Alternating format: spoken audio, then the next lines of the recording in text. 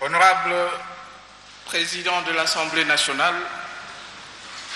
Honorable Président du Sénat,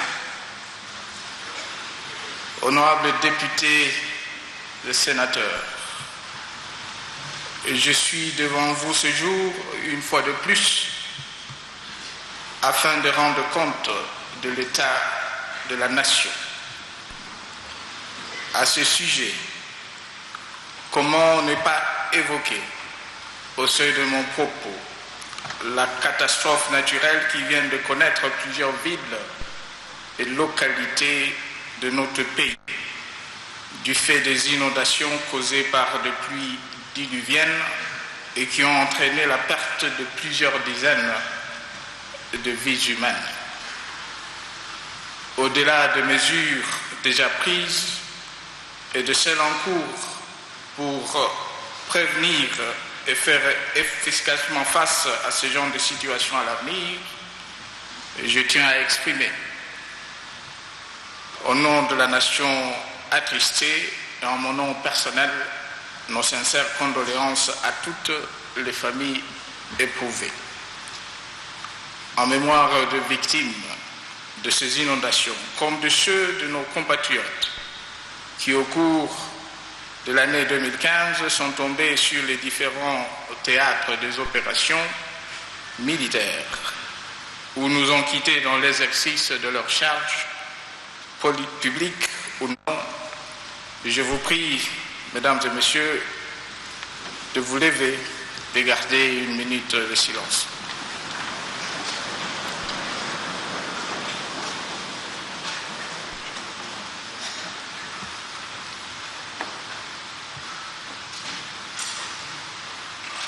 Merci.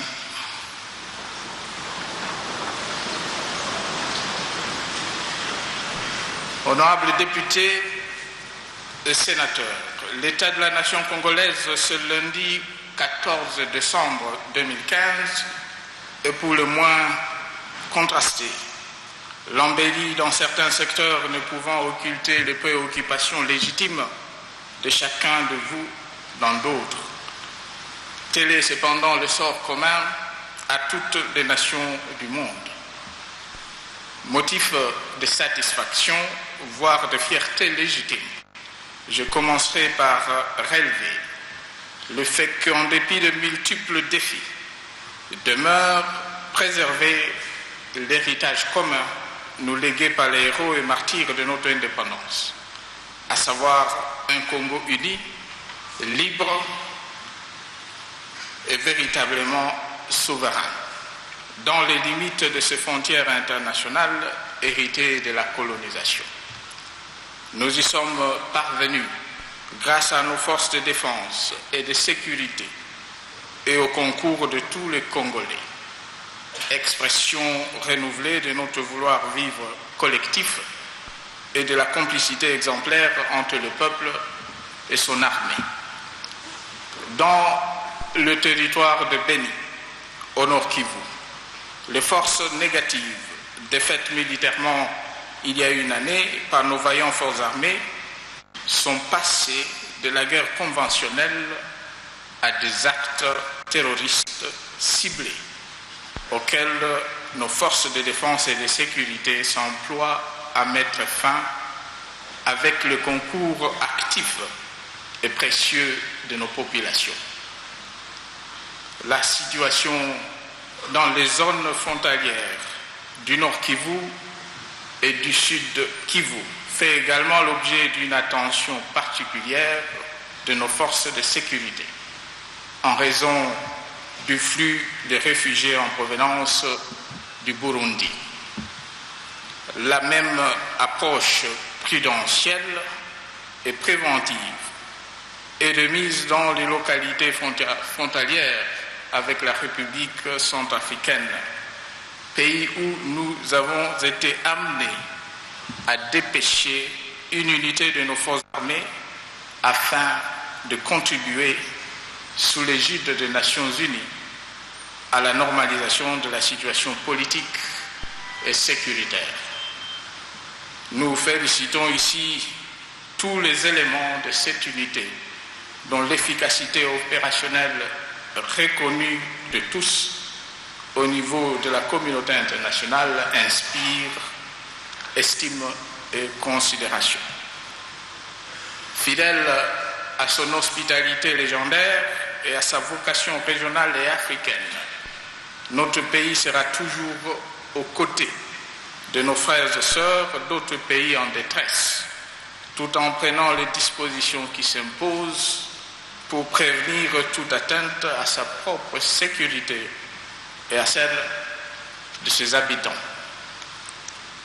C'est dans cet esprit que s'inscrit la mise en service d'un système d'identification et de repérage des passagers qui est déjà opérationnel au niveau de 13 postes frontaliers sur les 33 prévus à l'horizon 2017. Ce système prenne une information centralisée de contrôle, permet une information centralisée de contrôle des passagers et de documents de voyage, ainsi qu'une gestion saine et efficace des données migratoires. En définitive, l'ensemble du territoire national est aujourd'hui sous le contrôle du gouvernement de la République et le sera chaque jour davantage, en dépit de quelques poches de résistance résiduelles des forces négatives en voie d'éradication par nos forces armées et de police. Honorables députés, honorables sénateurs, au plan économique, notre pays a engrangé au cours de ces dernières années des performances remarquables en termes de stabilisation du cadre macroéconomique et de croissance économique. Fruit d'une politique engagée depuis 2001, cela va de nouveau se confirmer au terme de l'année en cours avec un taux de croissance estimé à 7,7%, un taux d'inflation de moins d'1% et de réserves internationales brutes évaluées à 1,46 milliard de dollars américains. Ces résultats, combinés à une gestion rigoureuse de finances publiques, ont permis de renforcer les capacités de notre pays à financer des investissements importants sur base des ressources nationales. C'est le cas notamment de la construction et de la réhabilitation des bâtiments publics et des infrastructures économiques, l'achat et la réhabilitation des unités de transport tant aérien, fluvial que ferroviaire. La conjoncture économique internationale, marquée par la chute de cours de principales matières premières, appelle cependant à la prudence et à des mesures conservatoires. Le ralentissement de l'économie mondiale et l'assombrissement des perspectives économiques internationales a eu en effet pour conséquence la baisse de prix de cuivre et l'or, principale matière première d'exportation de notre pays, respectivement de près de 19 et de 8% en moyenne à fin novembre 2015, la baisse du moral des chefs d'entreprise et une contraction des réserves budgétaires. Il est à craindre que ces tendances entraînent comme risque, en 2016, la compromission des acquis de plusieurs années d'efforts de stabilisation et de relance économique. Face à cette situation, j'ai instruit le gouvernement de prendre des mesures visant, d'une part, à stabiliser la situation et d'autre part, à améliorer la résilience de notre économie et à permettre une croissance soutenue de cette dernière grâce à une politique de diversification économique et d'industrialisation qui accorde une meilleure place au secteur porteur, dont l'agriculture, et qui privilégie les zones économiques spéciales comme stratégie de mise en œuvre. La réhabilitation et la modernisation du domaine agro-pastoral de l'Ancédé et l'implantation de parcs agro-industriels, à l'instar de celui de Bukangalonzo dans la province du Kwango, est une parfaite illustration de cette politique. En tant qu'expérience pilote de mise en œuvre du plan national d'investissement agricole, l'essaimage de ce parc dans les autres provinces de la République sera accéléré dès le début de l'an 2016 et concernera prioritairement les 11 sites dont les études de préfaisabilité sont déjà disponibles. Le Maniema, le Tanganyika, le Nord Ubangi et le Congo central sont à ce sujet déjà prépositionnés. Par ailleurs, des mesures spécifiques d'encadrement des dépenses publiques et de réformes structurelles à impact rapide ont été arrêtées et un comité de pilotage de haut niveau ainsi qu'une task force chargée du suivi de la mise en œuvre de ces mesures envisagées mises en place. Le succès attendu de ces mesures ne sera cependant possible que si, plus que jamais, nous nous attaquons à la corruption, véritable pieuvre qui obère tous nos efforts de mobilisation de recettes et de développement. Cette croisade doit mobiliser toutes les institutions de la République. Honorables députés et sénateurs, la stabilité macroéconomique n'étant pas une fin en soi, il est temps de sortir des sentiers battus, de faire montre d'imagination et d'audace, de quitter le statu quo et d'aller vers le développement. Ce qui passe par un appui soutenu à l'investissement public productif, par la poursuite de l'amélioration du climat des affaires,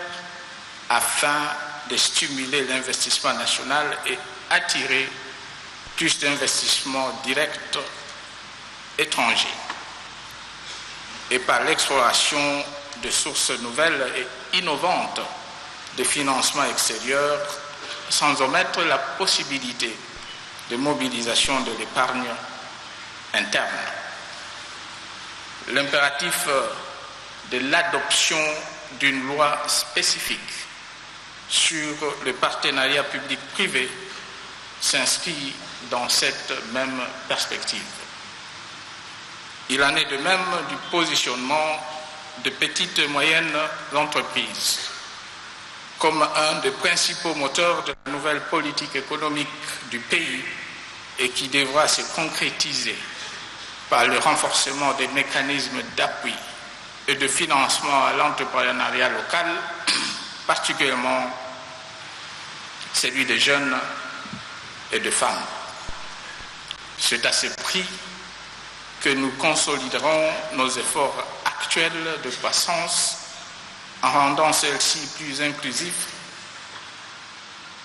que nous nous donnerons le moyen de poursuivre la révolution de la modernité en cours, dont le premier jalon inspire espoir et fierté légitime, que nous atteindrons le cap de l'émergence à l'horizon 2030 et que nous réduirons en conséquence l'extraversion excessive de notre système économique. Honorables députés et sénateurs, par-delà ces perspectives économiques qui interpellent, l'on peut se féliciter des progrès réalisés dans le cadre de notre programme de réhabilitation et de modernisation des infrastructures économiques. C'est le cas dans le domaine des infrastructures routières, où en dépit de l'insuffisance de ressources financières, les efforts du gouvernement ont permis de maintenir plus de 23 000 km de routes en état de praticabilité et d'assurer 19 liaisons sûres entre les 26 chefs-lieux de province. Ces efforts vont se poursuivre pour désenclaver les régions isolées du pays, principalement les zones à forte densité de population et à grand potentiel de production agro-industrielle, et pour assurer la connectivité avec le pays frontalier, de manière à garantir l'intégration régionale. L'ambition est de développer un réseau routier répondant aux standards internationaux, c'est-à-dire de routes revêtues et de ponts d'une capacité de 60 tonnes minimum, ce qui devrait permettre de poursuivre le désenclavement du territoire national et d'encourager la complémentarité multimodale, route, rail, voie hydraulique, tout en respectant des normes environnementales conformes aux exigences du développement durable. Au premier semestre 2016, le gouvernement va ainsi finaliser un programme routier qui, avec l'appui de partenaires, permettra d'entretenir environ 2400 km de routes déjà livrés dans le cadre des accords de financement précédents et de réhabiliter environ 800 km de routes sur les axes Akula, Gemena et Libenge, Boyabo Zongo, Kasindi, Beni Komanda, Bunia Mahagi et Goma jusqu'à Kavumu. Dans le cadre de l'aménagement en cours de la nationale numéro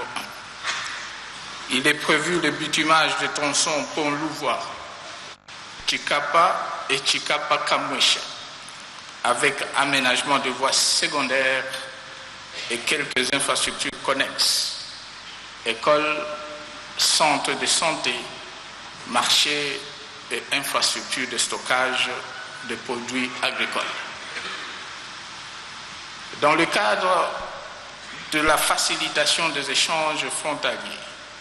des dispositions ont déjà été prises afin de réduire le temps de voyage sur les trajets Lubumbashi au port de Dar es Salaam de près de 400 km. Chaque jour qui passe voit donc un coin de la République relié à un autre par voie routière, à telle enseigne qu'il est aujourd'hui possible de partir de Lubumbashi à Bukavu en moins de 72 heures, contre plusieurs semaines antérieurement, en passant par Kalemi, Fizi et Uvira. Pour ce qui est de voirie urbaine, les réalisations principales de l'année en cours peuvent être résumées de la manière suivante. 42 km de voiries ont été asphaltés dans les villes non couvertes par des programmes conséquents depuis 2011, tandis que lancés au mois de février de l'année passée, les travaux de bitumage de la voirie des Goma se sont poursuivis à un rythme satisfaisant. Honorables députés et sénateurs, en 2016, les travaux de voirie arrêtés cette année, faute de financement,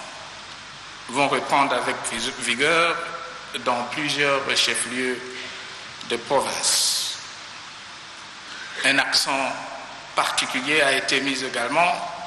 dans la construction et réhabilitation de voies de desserte agricole l'objectif étant de faciliter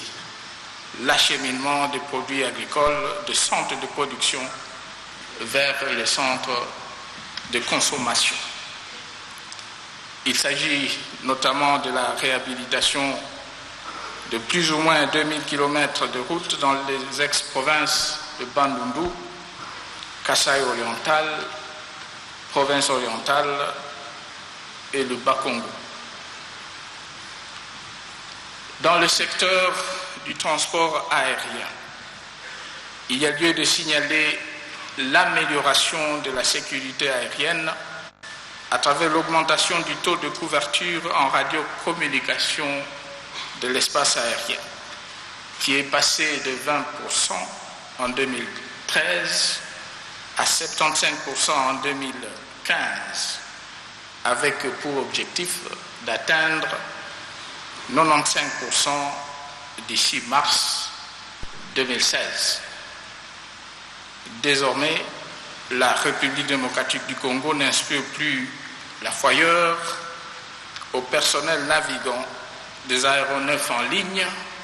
ayant à traverser son espace aérien. Elle est à mesure de visualiser les 10 aéronefs grâce aux investissements réalisés au cours de cette année, notamment la construction et l'équipement de nouvelles tours de contrôle et de blocs techniques y rattachés à l'aéroport d'Njili à Kinshasa et celui de la Luano à Lubumbashi. Il faut signaler également l'opérationnalisation depuis le mois de septembre dernier de l'aérogare modulaire destiné aux vols internationaux à l'aéroport international d'Njili, avec une capacité annuelle de traitement de 1 million de passagers, suivant les standards requis, et la fin des études en vue de la construction d'une nouvelle aérogare définitive, ainsi que la réhabilitation et la modernisation en cours des installations des aéroports de Goma et de Kisangani. Toujours à propos du transport aérien, lors de mon dernier discours sur l'état de la nation en 2014, j'avais promis qu'après plusieurs décennies d'absence dans les cieux, le drapeau congolais allait sous peu flotter de nouveau sur les ailes d'une compagnie nationale. Aujourd'hui, c'est chose faite grâce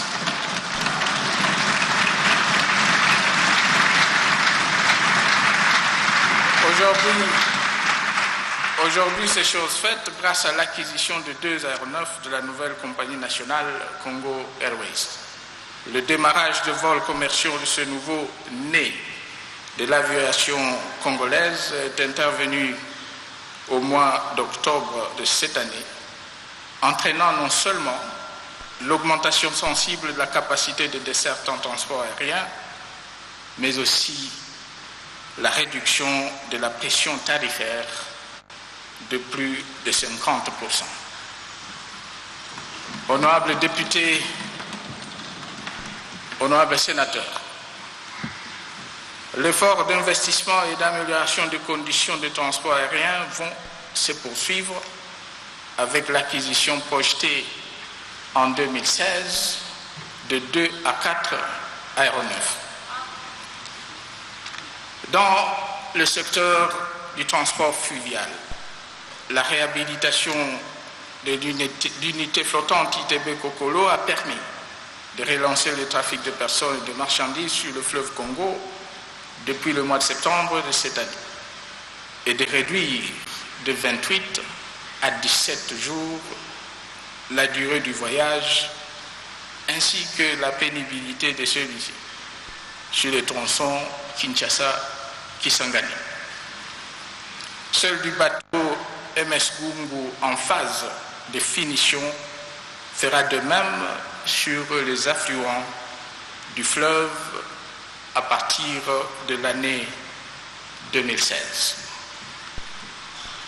Dans le secteur du transport ferroviaire. L'année a été marquée par l'acquisition en faveur de la Société nationale de chemins de fer de 38 locomotives neuves, dont 12 sont déjà opérationnelles depuis le mois de septembre. Ainsi, les temps de parcours sur le tronçon Lubumbashi-Kindu, Lubumbashi-Kalemi et Lubumbashi-Mweneditu s'en trouvent sensiblement réduits. Sur l'axe Matadi-Kinshasa, le train marchandises a repris service après 10 ans d'interruption.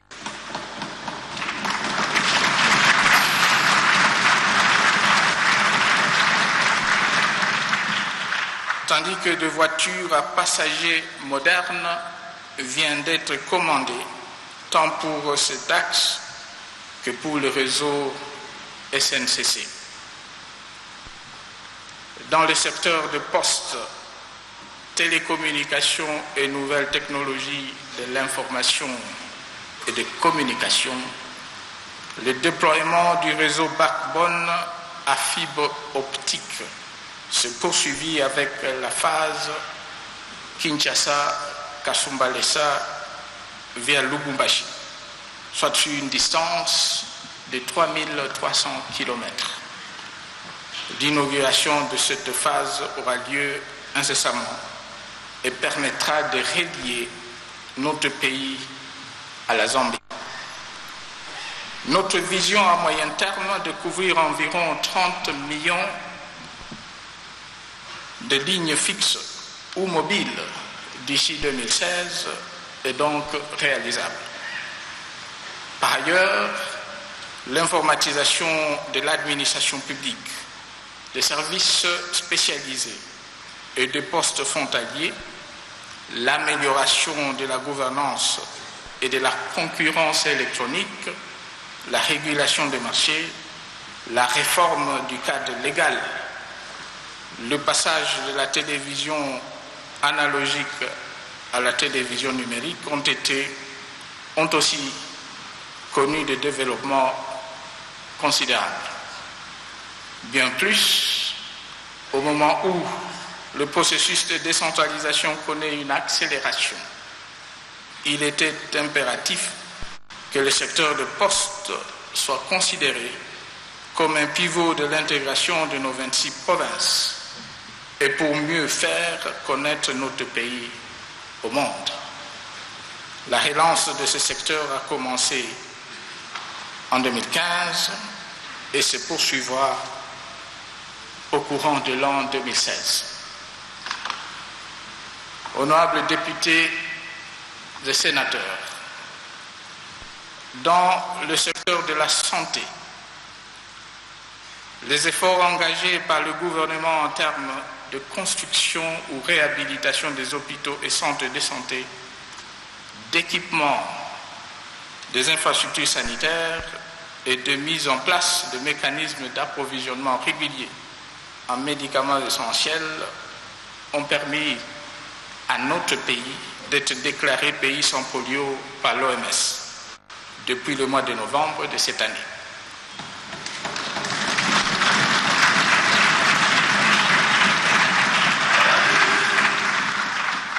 Ils ont aussi également permis l'accélération de la réduction de la mortalité de la mère et de l'enfant. La mortalité infanto-juvénile est ainsi passée de 148 décès pour 1000 naissances vivantes en 2007 à 104 décès pour 1000 naissances vivantes en 2014,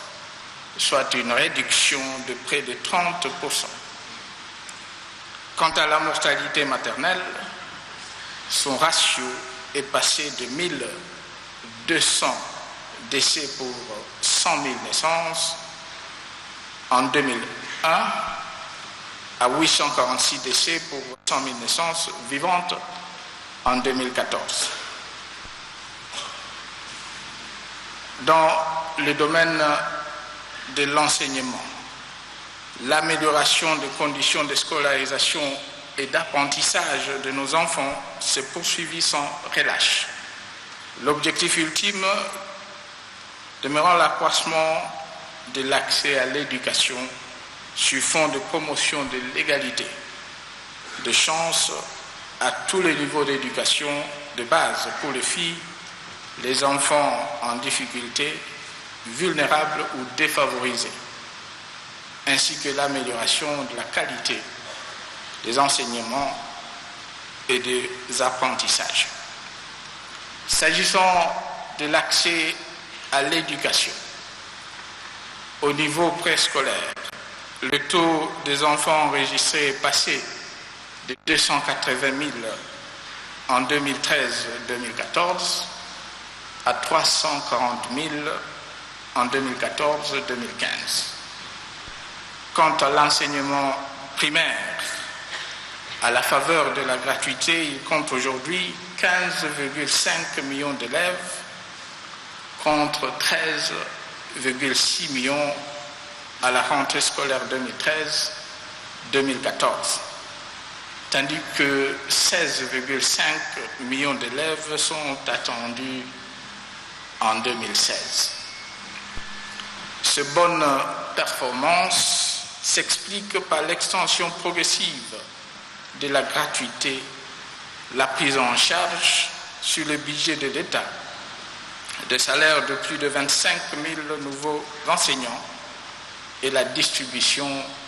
de 20 millions de manuels scolaires dans toutes les écoles du pays, y compris les écoles privées. Elle s'explique également par la mise en œuvre de programmes de construction d'écoles afin d'accroître les capacités et d'améliorer les conditions d'accueil des élèves. Au total, 787 écoles ont été construites en 2013-2015, dont 512 directement sur fonds propres, tandis que 232 chantiers sont encore en cours d'exécution. Ainsi, 1000 écoles au total devront avoir été construites à la fin de l'année scolaire 2015-2016. Et la 1000e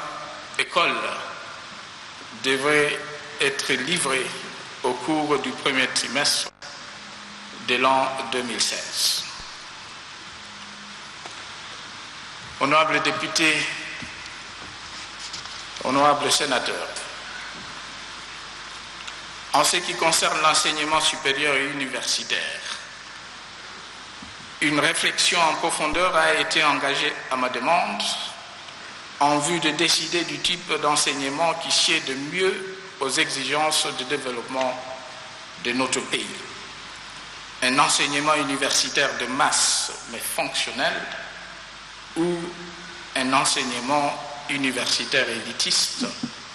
et général. Pour garantir une croissance économique significative et durable, l'émergence d'un entrepreneuriat national et la compétitivité internationale de notre pays, il est impératif que notre système d'enseignement universitaire et supérieur permette à nos jeunes d'acquérir des savoirs, des compétences et des aptitudes susceptibles d'aider à réduire la fracture de l'inadéquation formation-emploi. Pour ce faire, la priorité sera accordée à l'éducation et à la formation professionnelle et technique, avec un accent particulier sur la promotion de la science, de la technologie et de l'innovation, facteur essentiel de la puissance économique de tout pays émergent.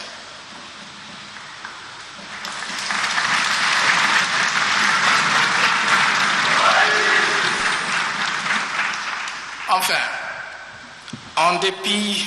de défis importants restant à relever dans ce secteur, l'amélioration progressive des conditions de vie de nos populations et de leur bien-être se poursuivit à travers des efforts menés en partenariat avec le secteur privé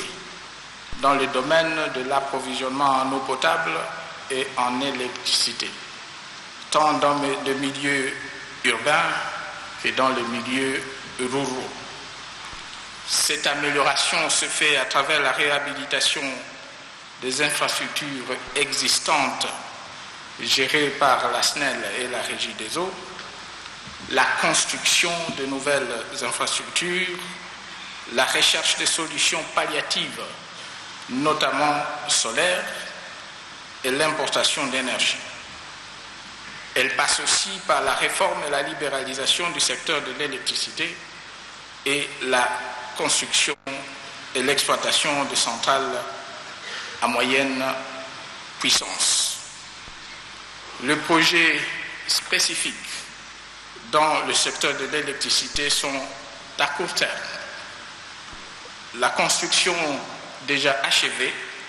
du barrage de 13,8 MW à Matébé, dans le territoire de Rutshuru, au Nord Kivu, la réhabilitation en cours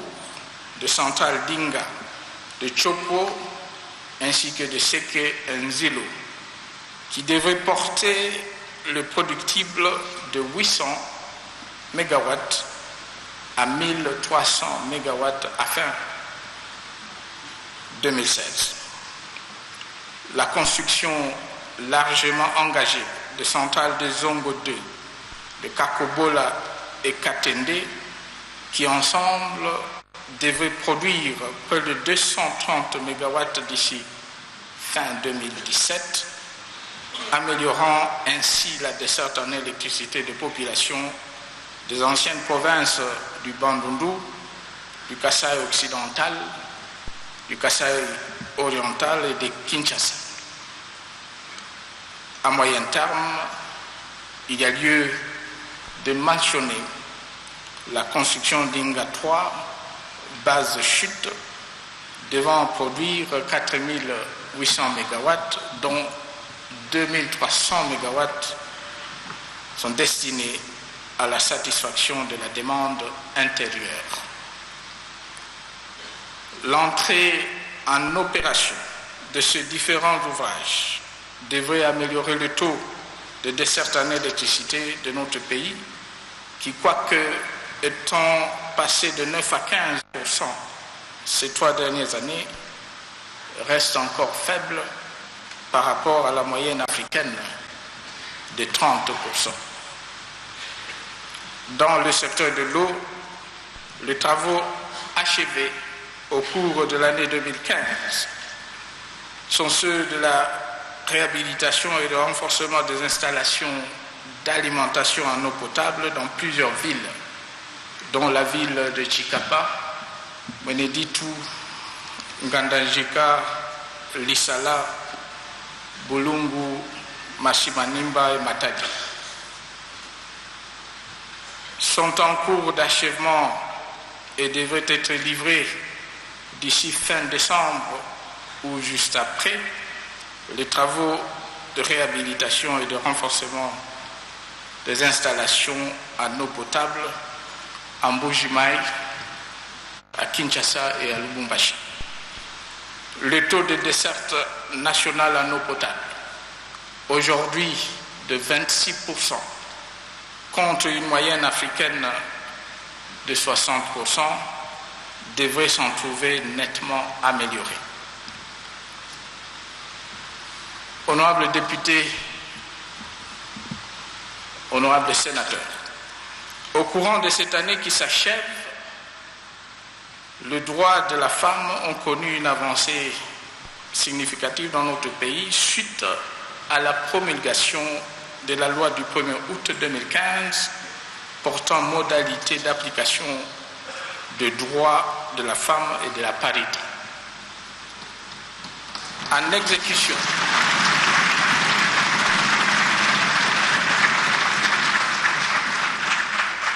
En exécution de cet instrument juridique,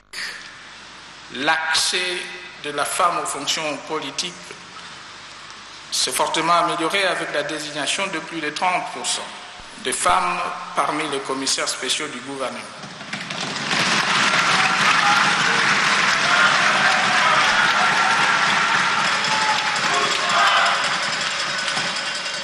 chargé de gérer les nouvelles provinces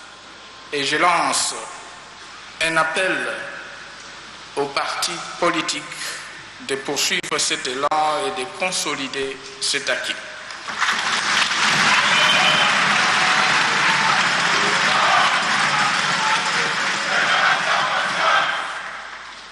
Dans le même ordre d'idées, la protection de la femme contre les violences qui lui sont faites s'est poursuivie avec détermination au cours de l'année, grâce à l'intensification de la lutte contre les groupes armés, source matricielle des dits actes, et de celle contre l'impunité des auteurs de violences, plus que jamais, pour moi et pour toutes les institutions, une urgence et une priorité. Les résultats obtenus, soit un recul de 33% des cas de viol rapportés de 2013 à 2014, confortent la justesse de la décision que j'avais prise il y a un an de marquer résolument ma volonté de garantir la dignité de la femme congolaise par la nomination d'un représentant personnel chargé de la lutte contre les violences sexuelles et l'enrôlement des enfants. Ils sont aussi dus à l'action de tous les acteurs dans ce domaine, dont les ONG nationales ainsi que la justice, singulièrement la justice militaire, qui, de 2014 à ce jour, a condamné plus de 135 auteurs de viol sans considération de leur rang ou grade. Nous verrons à ce que ces résultats, qui sont aujourd'hui unanimement salués par tous, continuent sans cesse de s'améliorer jusqu'à ce que nous atteignions le seul objectif moralement acceptable, celui de zéro viol en République démocratique du Congo.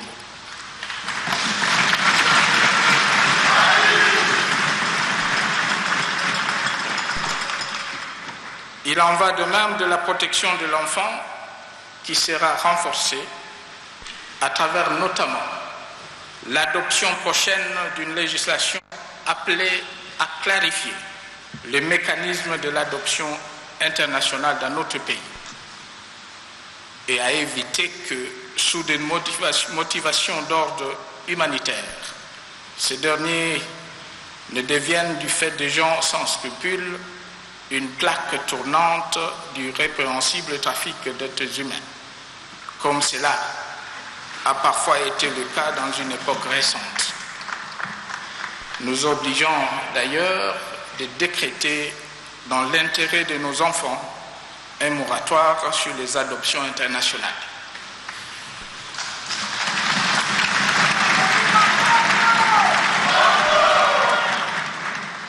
Au plan diplomatique, les efforts menés ont permis de consolider nos relations avec les 9 pays qui nous entourent et de bâtir des partenariats stratégiques au niveau tant régional qu'international, autour notamment de projets intégrateurs comme celui du barrage hydroélectrique d'Inga. Dans cette perspective, notre pays a activement participé au sommet Inde-Afrique et Chine-Afrique, ainsi qu'à plusieurs rencontres internationales portant sur des sujets d'intérêt vital. C'est le cas notamment de la dernière Assemblée générale de l'Organisation des Nations Unies en septembre de cette année. C'est aussi le cas de la 21e conférence des Nations Unies sur le climat qui vient de se tenir à Paris. En l'espèce, il s'agissait ni plus ni moins que de décider de l'avenir de la planète,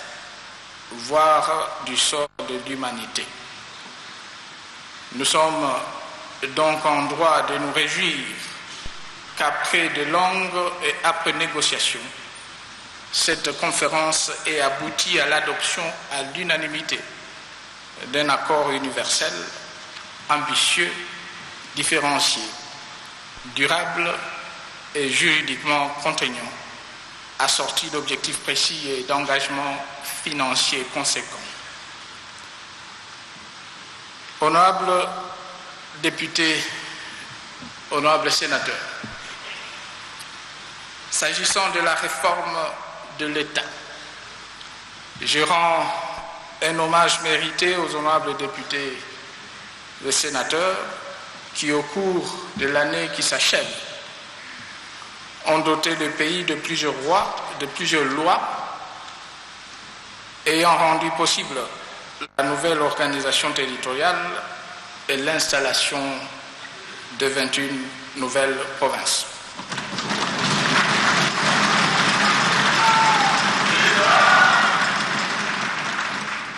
Au nombre de ces actes législatifs, on peut citer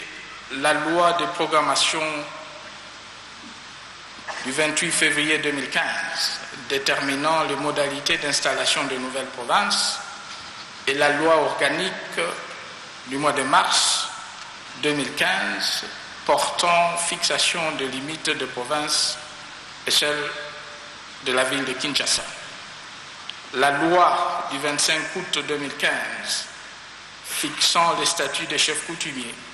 suivi de la certification des entités coutumières, participe de même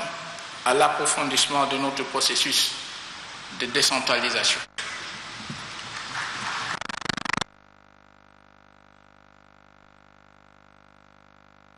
Honorables députés et sénateurs, je vous exhorte à parachever cette architecture normative en réexaminant rapidement la loi organique portant organisation et fonctionnement de la Caisse nationale de péréquation et en adoptant la loi portant statut du personnel de carrière, de services publics, du pouvoir central, des provinces et des entités décentralisées. En entendant l'adoption de ces instruments et afin de permettre la bonne fin du processus d'installation de nouvelles provinces, j'ai instruit le gouvernement d'initier, en concertation avec les autorités provinciales, un programme d'équipement, de réhabilitation et de construction des infrastructures nécessaires au fonctionnement de nouvelles provinces.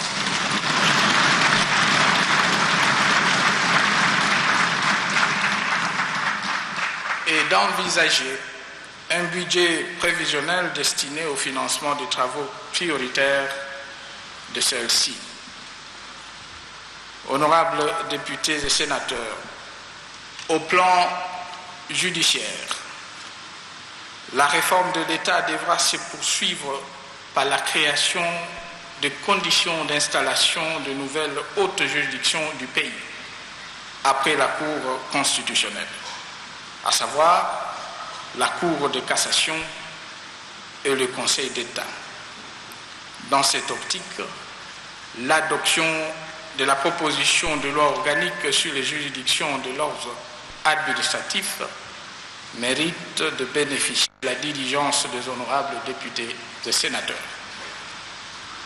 Quant au gouvernement, dans la perspective de l'organisation des prochains scrutins électoraux, il devra accélérer l'installation des tribunaux de paix à travers toute la République en conformité avec la cartographie électorale. C'est ici le lieu de rappeler que la distribution de la justice demeure préoccupante dans notre pays et que nos populations doutent de la capacité de notre appareil judiciaire à répondre adéquatement à leurs préoccupations. Face à cette triste réalité, le gouvernement est instruit d'accélérer la mise en œuvre des recommandations issues des États généraux de la justice. En matière de protection des droits humains, l'adoption de lois modifiant et complétant le code pénal, le code de procédure pénale et le code judiciaire militaire en vue de la mise en œuvre du statut de Rome devra compter parmi les éléments clés de la stratégie nationale de lutte contre l'impunité des crimes graves. Un domaine qui appelle lui aussi des réformes profondes et urgentes est celui de la gestion, distribution et affectation des terres, afin notamment d'éradiquer ou à tout le moins réduire sensiblement les conflits fonciers. Cette réforme devrait être menée en prenant en compte les exigences de l'aménagement du territoire, de l'urbanisme et des secteurs de l'agriculture, forêt, environnement et mines.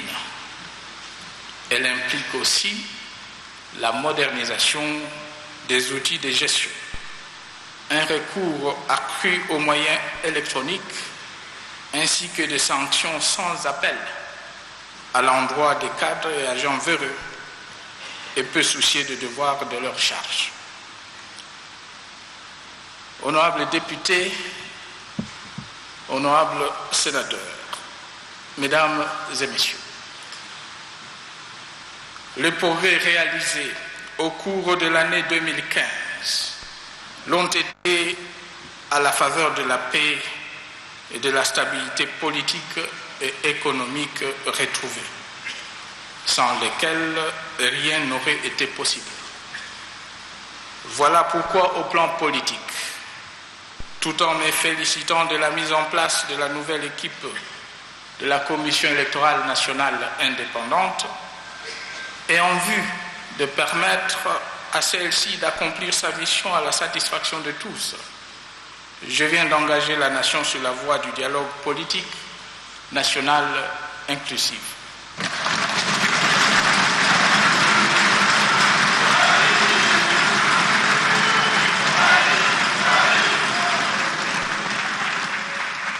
La mise en place en cours du comité préparatoire est celle prochaine de la facilitation internationale. Permettront à brève échéance le démarrage effectif du dialogue, avec pour objectif de trouver des solutions consensuelles aux questions majeures qui minent le processus électoral, ouvrant ainsi la voie à des élections crédibles et apaisées. Une fois de plus, j'encourage les Congolaises et Congolais à tirer avantage de notre tradition séculaire du dialogue comme mode de règlement des divergences politiques et sociales.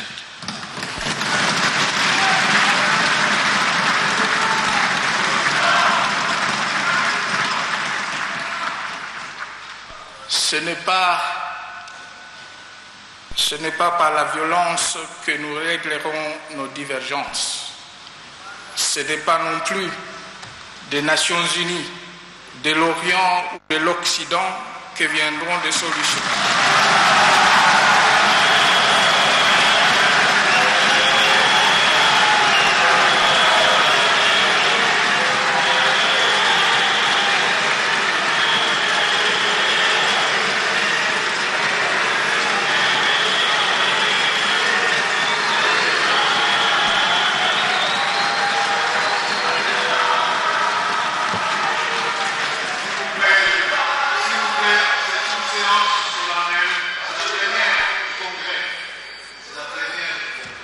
Je disais donc que ce n'est pas par la violence que nous réglerons nos divergences. Ce n'est pas non plus des Nations Unies, de l'Orient ou de l'Occident que viendront les solutions à nos problèmes, mais plutôt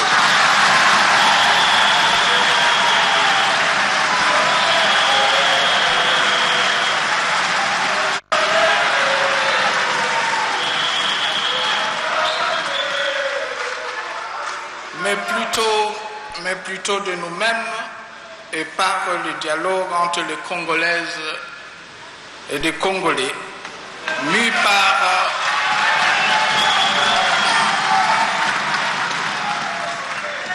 par la fibre patriotique et inspiré par l'appel à l'autodétermination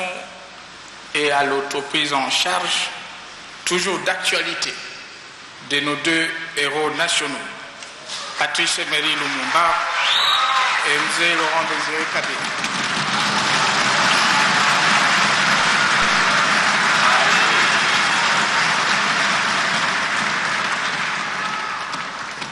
En ma qualité de garant de la nation, j'en appelle une fois de plus au sens élevé de responsabilité de chacun et de tous, afin qu'au sortir du dialogue national, nous soyons plus unis qu'avant dans la mise en œuvre d'un processus électoral authentiquement congolais,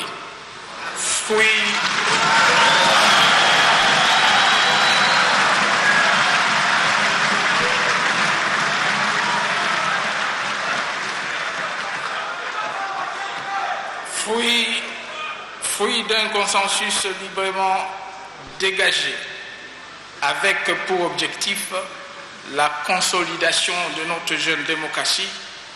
et la préservation de la paix chèrement acquise, de la sécurité, de la stabilité et des progrès enregistrés sur la voie du développement de notre pays. J'aimerais à cet effet rassurer l'ensemble de notre peuple que je ne permettrai pas que le sacrifice consenti ensemble au cours des dernières années pour bâtir la paix et la sécurité dans notre pays et dans la région, balisant ainsi la voie vers l'émergence, soit compromis sous quelques prétextes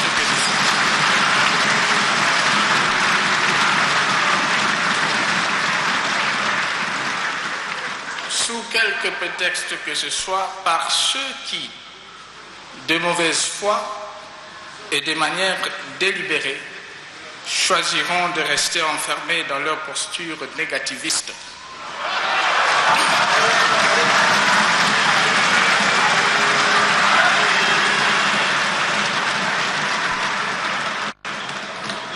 Dans leur posture négativiste, refusant le dialogue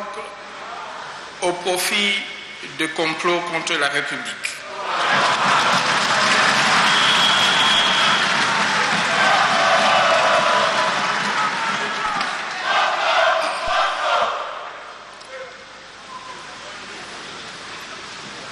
Et en promettant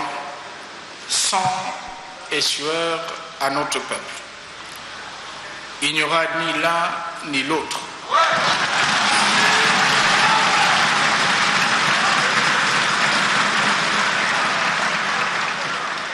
Que notre peuple sache donc que ses intérêts et ses aspirations légitimes à la quiétude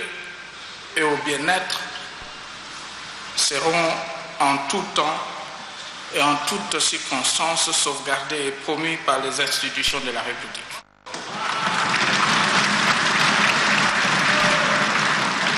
Là où il lui est promis la mort,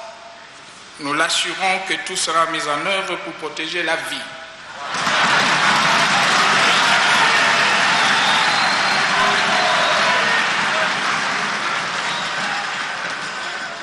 Et là où on veut tout détruire, notre engagement, c'est de construire et de développer sans relâche.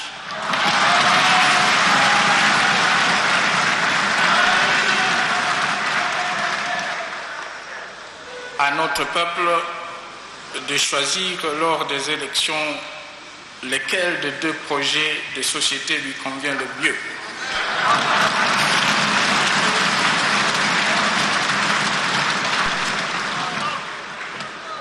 À ce sujet, je demeure une fois de plus persuadé que l'option à lever sur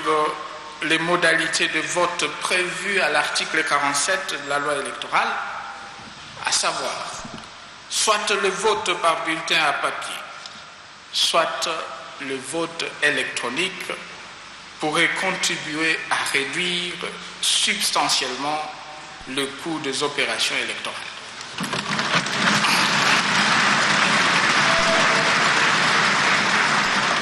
Honorable Président de l'Assemblée nationale,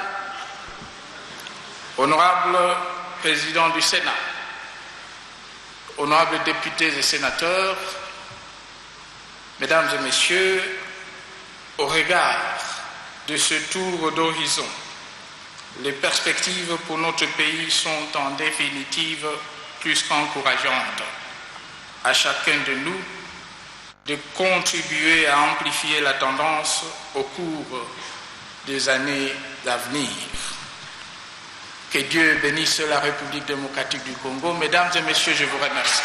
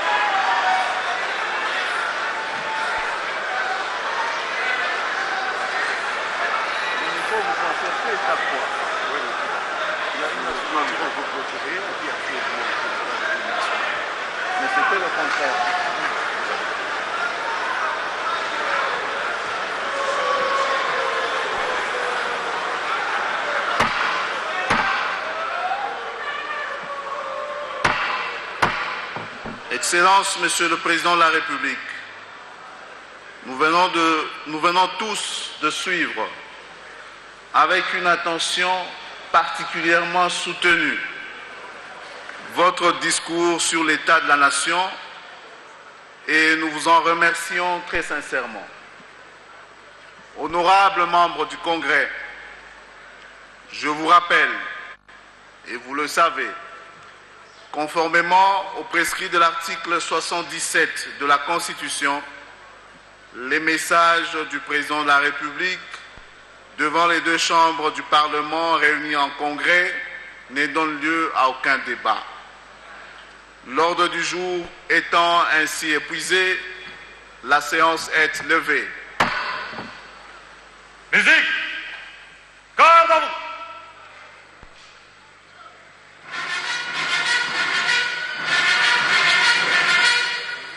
Aligné, mort. Gardez, pour. Prendre, présenter, armes. Musique, fermez les bancs.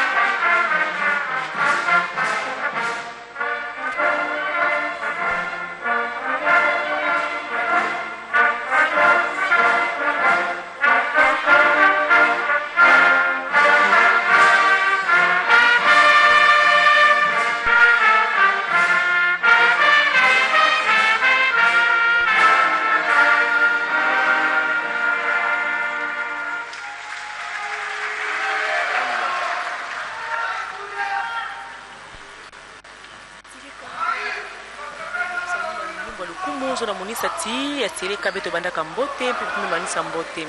yateleka kiese mikato kumona na awa l'ordre de sortie se présente comme palais du peuple mfumu ya isi me monisa na bisukulu na yandi amekusa tubila ba mambo mingi ya mfunu ya ntete somo na kubanda amekusa tubati beto fona yindula bana ya mingi ya isi bani mekusa fwa na kisumbula ya maza ya mvula no kaka mekusa yindula bona mnyite mosi mpe amekusa monisa ti yeye na kata ukabula mpasi pena mawana mabuta nyonso ya kubila kampasi pe mfumu ya isi mekato kutubila ba mambu yina ya kiluta mingi penza na kati ya banzilu ya baisi na beto itwela dia kame monisa ti ya bonda na territoire ya Beni na Nord Kivu kuna na mtimba mambu mekusa lutila na kati ya banzilu ya nsi Nord Kivu pe Sud Kivu ya tilika mekusa tubila mambu ya kutina ya bantu ya ba refugee ya Burundi ya Centrafrique yayi mekusa monisa mpinde ba soldat na beto kwenda kusala bisalu kuna ya Centrafrique mekusa wana mtu mosi ya kukonakana ya teleka mekusa mokilati balukano ya mbote mekusa pesa masa na kutaina mbote insi na beto ya insi mekusa monisa team mutindu bisalu ya insi satabula mbote na kutunga ba inzo pe kubongisa ba bisadilu nyonso mekusa monana na kilungu ya bubu yae kumu ya insi mekusa monisa team kubongisa bisalu ya ba park bisika 11 sababu na wengine wetala mingi bisalu ya insi kumanga jambu ya madesu ya bana pe kusosa kutombola bisalu ya insi nyonso yeni metubila ya tereka balukano ya mbote mekusa pesama ngumi ya insi mekusa tubila ti mambu ya kukitantalu babima insi ina badao kutegama insi ya manzenza mekusa kitaya unde mekusa pesa mwampasi pioti nyonso ya metubila yau mambu ya parka go industriel na kizunga ya kwango nyonso ngumi ya insi mekusa benza kutendela ya mbote mbote kubongisa banzila kutombola bisalu kele mosi ya ngumi ya insi mekusa tubila ya tereka ba mambu nyonso melusila mbote ya ina mekusa basika mule na tuba mungo sipamba veme pesa miko na mono mbangi dake maomba mekusa monisa na nzinga ya Swahili. Aksanti wafasi wapenzi, tumetoka hivi kufuata hotuba iliyosomwa na baba taifa, na kisha kusoma hotuba baba taifa ameshindikizwa na viongozi wa bunge mpaka nje ya chumba hicho kikubwa. Lakini tutarudilia mbio zaidi kuhusu hotuba iliyosomwa na baba taifa ambaye alianzia kutoa pole kwa wale wote walipata na msiba mkubwa na kujulisha kwamba mpango kamili ilichukuliwa wale kutumika kwa amani vile kuhusu matakio yake ni zaidi ya na Jamhuri ya Kidemokrasia ya Kongo kutumika katika umoja, kuwa huru pia maendeleo. Baba taifa kajulisha kwamba serikali itatumika kwa kupiganisha rushwa na kutengeneza kazi ya biashara katika Jamhuri ya Kidemokrasia ya Kongo. Serikali imetumika kwa ajili ya kutengeneza njia mbalimbali kwa kuweza hivi kusaidia maendeleo. Katika sekta uchumi kajulisha kwamba kazi kubwa imefanyika vile ikiwa kwa kutengeneza njia, kwa kununua gari la mabawa, kununua mashua na vile mashua reli kwa maendeleo. Kuhusu afya, masomo na vile sekta nyingine mbalimbali hata ya kilimo, kazi yameendeshwa vizuri zaidi. Kajulisha kwamba kisha Bukangalonzo itakuwa zamu kwa majimbo mengine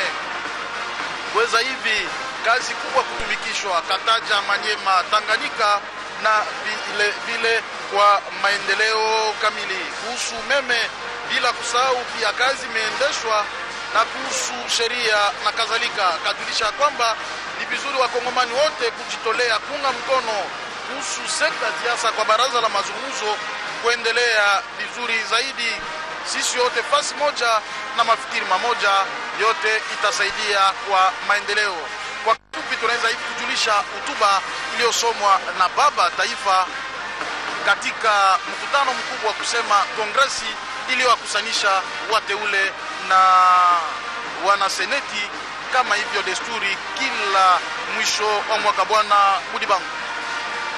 na tondio botondi dake maomba pene na miniti tuku motoba tope ngonga mobimba kumonene kolo Joseph Kabila Kabange autiko sakola disi kule enene penzo poso babotama au palais du peuple okati ya likita babengi congrès tata monzeko Joseph Kabila Kabange abandaki na kopesa kozongisa mawa na mabotama bandeko baye baike bawaki na mpela ya mbula ekasi enokaki mikomoti koleka eza lokati mwa mokonzi Kinshasa eza lokati ya bituka kumonene Joseph Kabila Kabange akabolima welongo na mabotama na